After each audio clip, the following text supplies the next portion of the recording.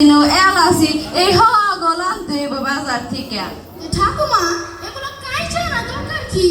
I তোর কি আমি কাইটা না কইছি? তুমি তো এখন বললা কে না কাটা কই রাখতে।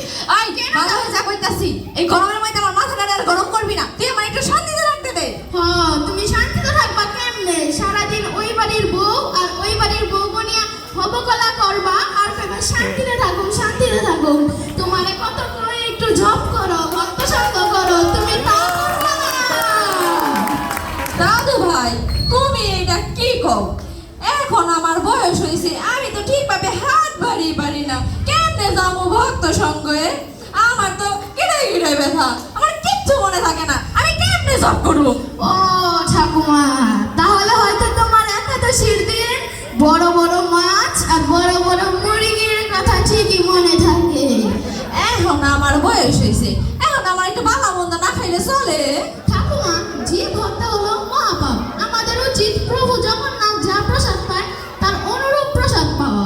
এই তুই যে এত পণ্ডিতের মতো কথা কস, তোর কি ধর্মকর্ম করার বয়স হয়েছে? হ্যাঁ চলে, হ্যাঁ পড়ালেখা করার বয়স, মাছ মাস্তি করার বয়স, তুই এত পাকা পাকা কথা কস কে? কেন ঠাকুমা আমারও যখন তোমার মতন বয়স হবে তখনও তো বলবো আমার এখানে ব্যথা ওখানে ব্যথা সেখানে ব্যথা, আমার কিচ্ছু মনে থাকে না, তখন আমি ধর্মকর্ম কিভাবে করবো ঠাকুমা?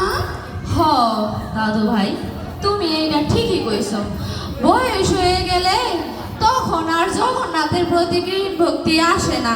আমাদের উচিত ছিল অল্প বয়স থেকে এই মন প্রাণ প্রভু জগন্নাথকে দিয়ে দেওয়া। ঠিক আছে দাদু ভাই, তাহলে তুমি আইসা থেকে প্রসাদ পাইবা, তুমি বাজার থেকে জগন্নাথ দেবের জন্য 2 কেজি টমেটো, 2 কেজি আলু, পটল, ঝিঙ্গা, ঢেঁড়স আর 1 কেজি গরুর দুধ লইয়া হোগা। হায় হায় ঠাকুমা এটা তুমি কি কইলা?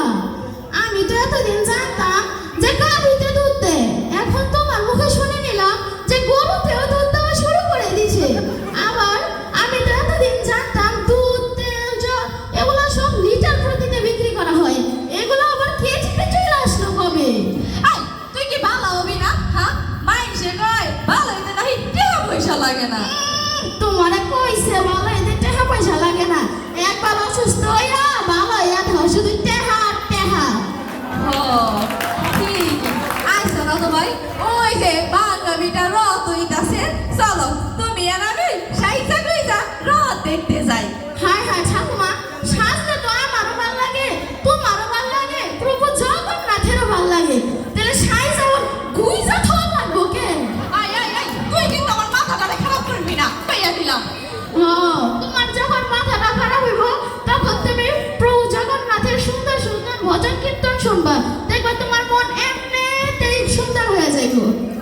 হ ওই যে প্রভুরা কি সুন্দর কীর্তন কীর্তন করতেছে, প্রভু জগন্নাথের কি সুন্দর সাইজা গুইজা রাস্তায় বের হইছে। আজকে আমাকে সকলের মিলামিশা থাকার দিন।